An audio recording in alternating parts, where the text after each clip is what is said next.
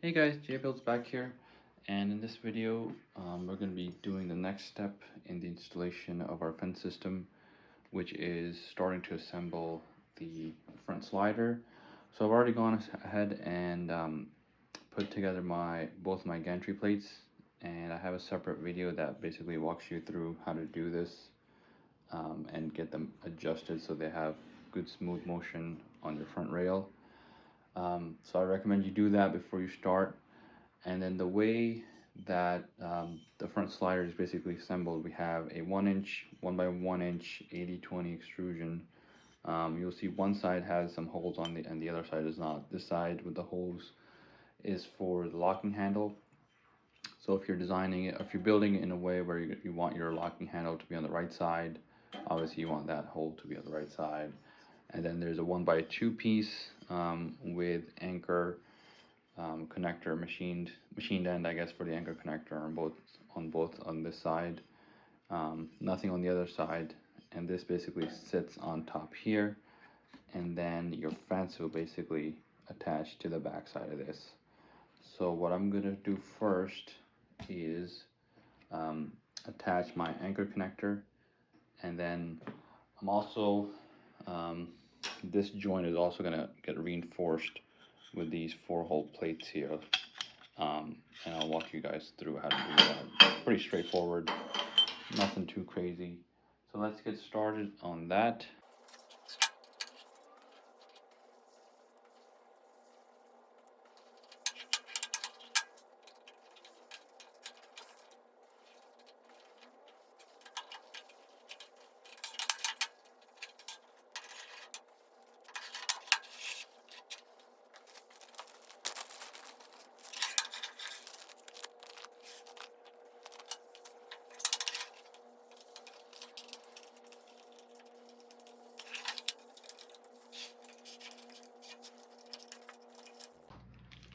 Alright, so I have both my screws fully tightened down, and as you were watching, as you can see here too, this is slightly offset to the left side, and that is mostly because when you put your handle in, even though it's a ratcheting handle and it's not a huge deal, you ideally want it to be able to, turn full 360 without this thing coming in the way. And so if you center it perfectly, it does head it a little bit, and like I said, it is a ratcheting handle, so you can lift it up and turn it. It's not a big deal, just something more of a personal preference that I like to do.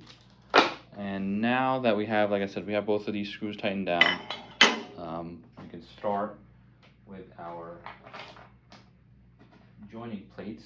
And the way basically that will work is you have these hammer bolts.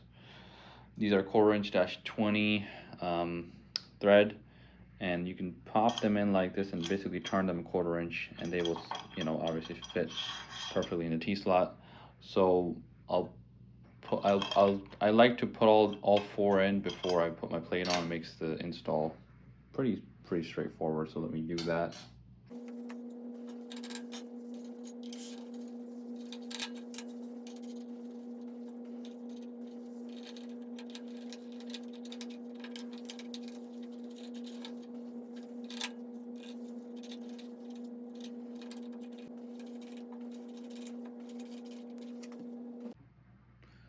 Alright, so I just finished attaching both of the front and back 4-hole plates with all the bolts tightened down. And next I'm going to go ahead and attach the gantry plates to the bottom of this extrusion. So one on this side and then one on the other side. And the way that these get attached, we have M5 T-nuts that fit into this T-slot here. And then we're going to use the 2 holes here on our gantry plate. And then when you install this, be sure that you have the side that has the eccentric spacers facing you, and then the side that has the flat spacers facing towards the saw. That way you can still make adjustments from the front if you need to adjust the tension on all the bearings there. So let's go ahead and attach these guys.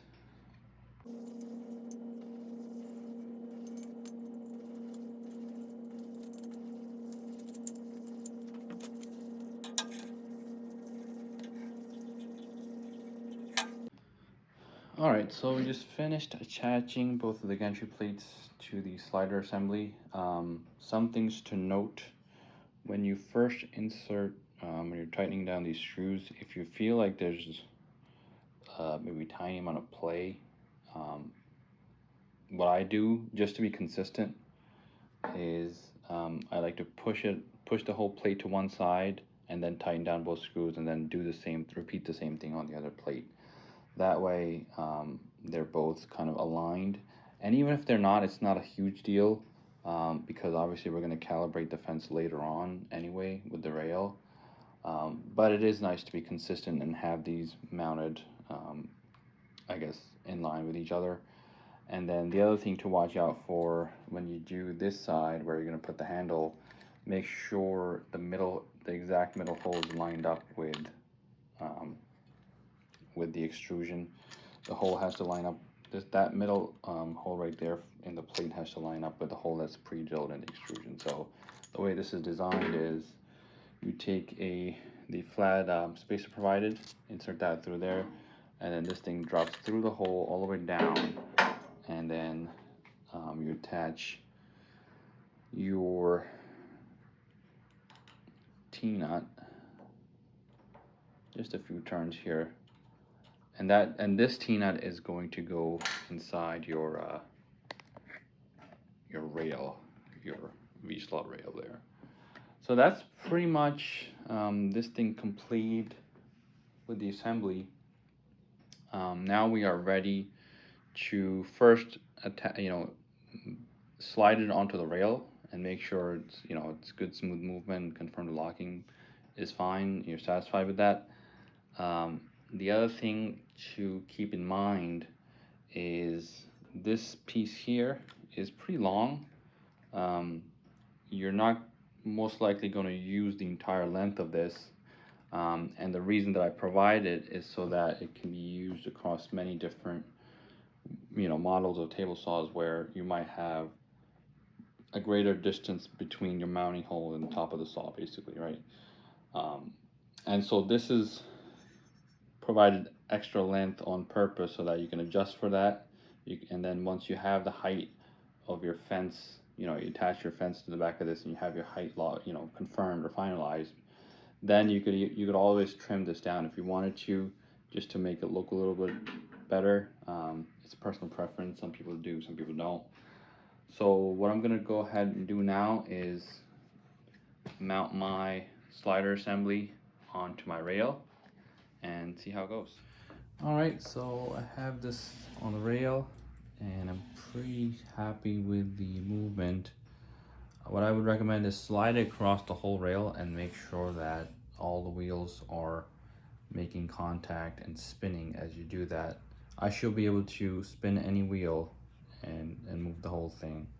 Just by, see, this one is a little bit loose. I need to adjust this one, the eccentric spacer on this one. This one might be the same thing, and then this one is good. So if I'm able to spin it, that usually means that I need to move the wheel closer to the V-slot rail.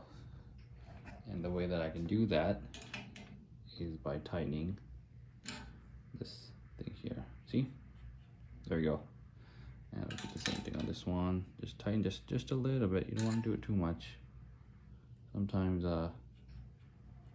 all it needs is just a little nudge, and then it's good. You see, it's good there. And now we're making good movement. Obviously, a locking braking handle is good. So next, we are going to go ahead and get our fence positioned, and that I will leave to the next video.